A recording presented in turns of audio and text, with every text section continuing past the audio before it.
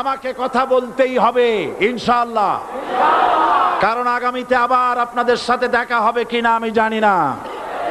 কথা বলতেই হবে। বসেন, কেউ দাঁড়িয়ে থাকবেন না। আমি দেখতে পাচ্ছি বাংলাদেশের ভাগ্য আকাশে উত্তর গগনে কালো মেঘ জমা হয়েছে, ঝড়ের পূর্বাভাস লক্ষ্য করছি। যদি মোকাবেলা করতে না পারেন সক্ষম ভাবে, এমন অন্ধকার গাঢ় কালো অমাবস্যার রাত আসতে পারে যার সুবে সাদেক হওয়া অসম্ভব। সুতরাং আপনারা কি কাপুরুষের মতো কাফের মুশরিকদের গোলামি করে মরতে চান? বিড়ালের মতো 500 বছর বেঁচে থাকার কোনো লাভ নাই। সিংহের মতো 1 ঘন্টা বাঁচতে চাই। আমাদেরকে বলা হয় সাম্প্রদায়িক উস্কানিমূলক কথা নাকি আমি বলি। পত্রপত্রিকা দিছে না তারা? সাম্প্রদায়িক উস্কানি কথা, সাম্প্রদায়িক উস্কানিমূলক কথা বলি। সেই জন্যই বোধহয় শত শত মুসলিম আমাদের কাছে এসে মুসলমান হয়। মানুষে আর বোকা বানানো যাবে না। যাবে কি? আর বোকা বানানো যাবে? তারপর বলছে কি? এরপরে বলছে আমাকে বলছে রাজাকার। শুনে রাখো চট্টগ্রামের লক্ষ লক্ষ জনতা, পার্লামেন্টে যখন আমাকে এই কথা বলা হয়েছিল, আমার পার্লামেন্টের কলিগ জাফরুল্লাহ চৌধুরী সাহেব বসে আছেন এখানে। হ্যাঁ, জাফরুল ইসলাম চৌধুরী বসে আছেন পাশে। প্রধানমন্ত্রী সুদ্ধা, অন্তত 3 শতাধিক পার্লামেন্টের সম্মানিত সদস্যরা সেদিন বসা। 1997 সনের বাজেট বক্তৃতা যখন আমি করতেছিলাম, ডক্টর কুদরতে খোদা, নাম রাখছে কুদরতে খোদা, আসলে গজবে খোদা। এই লোকটি নাস্তিক, ইসলামের চূড়ান্ত দুশমন। তার প্রণীত শিক্ষা ব্যবস্থার যখন সমালোচনা করছিলাম, ট্রেজারি বেঞ্চ থেকে আমাকে বলা হলো রাজাকার। আমি আমার সমস্ত শক্তি একত্রিত করে বলেছিলাম শুধুমাত্র হিন্দুস্তানের রাজাকারেরাই আমাকে রাজাকার বলতে পারে। আমি বলেছিলাম 1973 সন পর্যন্ত আমি বাংলাদেশের কোন রাজনৈতিক দলের নেতা এবং কর্মী ছিলাম না। আমি রাজাকার নই। আমাকে রাজাকার বলে যদি তাকেও প্রমাণ করতে না পারে 10 কোটি টাকার মানহানি মামলা দায়ের করব। আমার এই বক্তব্য সারা দুনিয়া শুনেছে। পার্লামেন্টে আমার এই বক্তব্য রেকর্ড হয়ে আছে।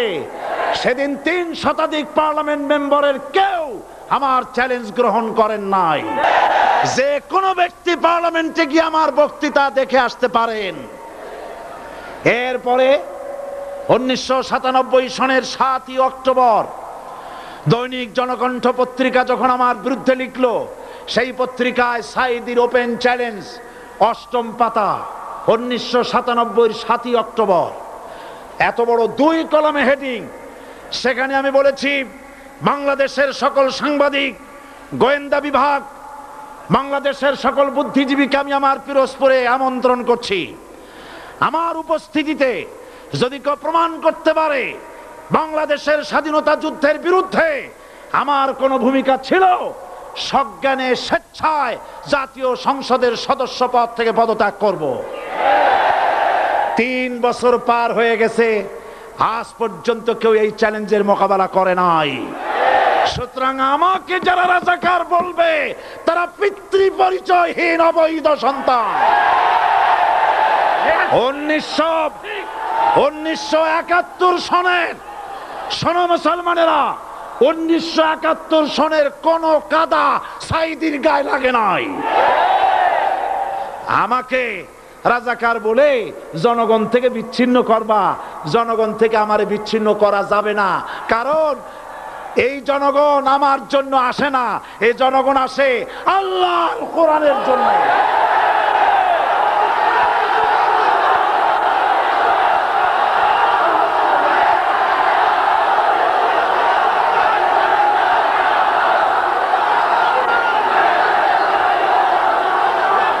আজকে আর যারা ইসলামের কথা বলে, তারাই রাজাকার, তারাই মৌলবাদী। মৌলবাদী বললে আমরা অসন্তুষ্ট হই না, কারণ মৌলবাদী শব্দটা আসছে মূল থেকে। মৌল শব্দ এসেছে মূল থেকে। মূলবাদী তার মানে যারা মূলে আছে। মূল হলো কোরআন, মূল হলো হাদিস, মূল হলেন আল্লাহ, মূল হলেন আল্লাহ রসুল। আমরা আছি মূলে। এখন বলেন তো মূলের শক্তি বেশি না আগার শক্তি বেশি? আমাদের যারা মৌলবাদী বলে ওরা হলো আগাবাদী। মূলে আছে কত কোটি? 12 কোটি। মূলে আছে কত কোটি? আর আমাদের যারা মৌলবাদী বলে ওই থাকো গাছের আগায়, আমরা মূলে। লাফালাফি বেশি করবা না, 12 কোটিতে গাছের গোড়া আসতে নানা দেবে, মামু বাড়ি দিল্লি গিয়ে পড়বা, বাংলার জমিনে জায়গা হবে না। এ কথা বিশ্বাস করো। বাংলাদেশের মুসলমানদের শরীরে এক বিন্দু রক্ত থাকতে শয়তানের তৈরি করা ধর্ম নিরপেক্ষ মতবাদ বাংলার জমিনে কায়েম হতে দেওয়া হবে না, হবে না।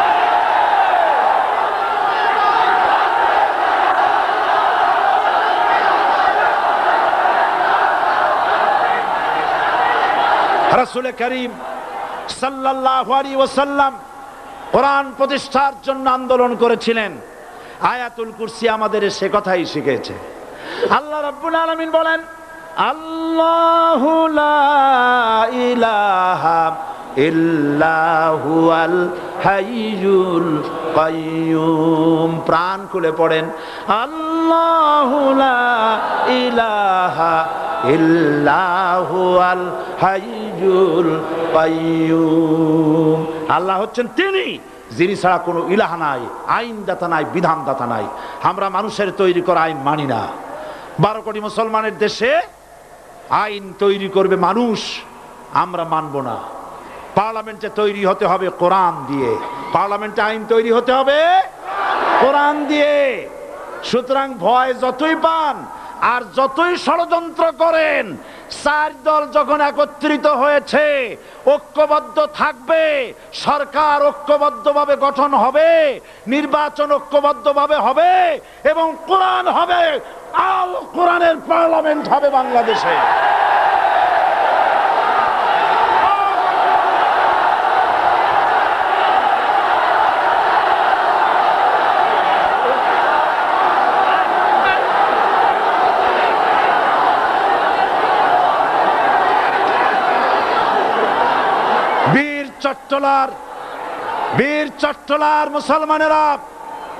বীর চট্টলার মুসলমানেরা স্বাধীনতার ঘোষণা, এই চট্টগ্রাম থেকে স্বাধীনতার মহান ঘোষক প্রেসিডেন্ট জিয়াউর রহমান সাহেব দিয়েছিলেন।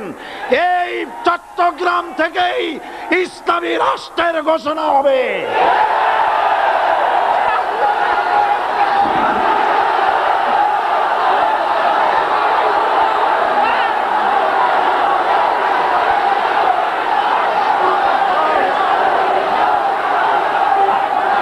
আশাবাদী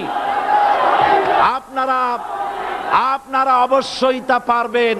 আমি 100% বিশ্বাস করি ইনশাআল্লাহ।